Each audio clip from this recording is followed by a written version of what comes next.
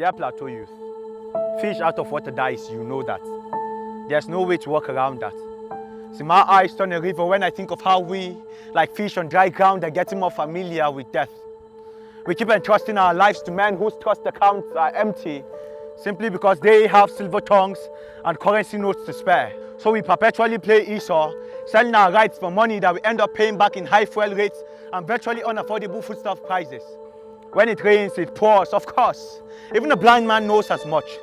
So how do we not see that we, like drunken rainmakers, are the cause of the heavy downpour that has been flooding our city? Where there's smoke, there's fire, always. So why do we act surprised when another village goes up in flames? The smoke has been there all along, thick and dark, dancing its way into the heavens in plain sight.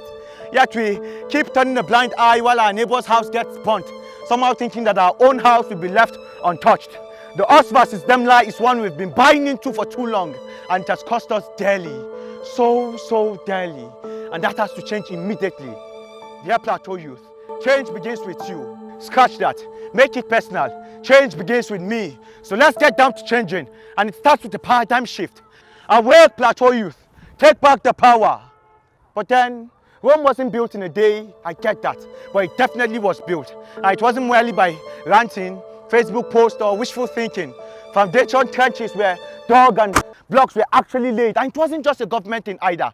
Everybody played their part. See, in unity and love lies our progress. With collaboration is how we build this nation and state we call our own. That is how we conquer mediocrity and rise to great heights. Finally, let the Plateau Youth breathe. Do not suffocate their creativity. That is how we establish a future full of promise and get to see the plateau of our dreams become a reality.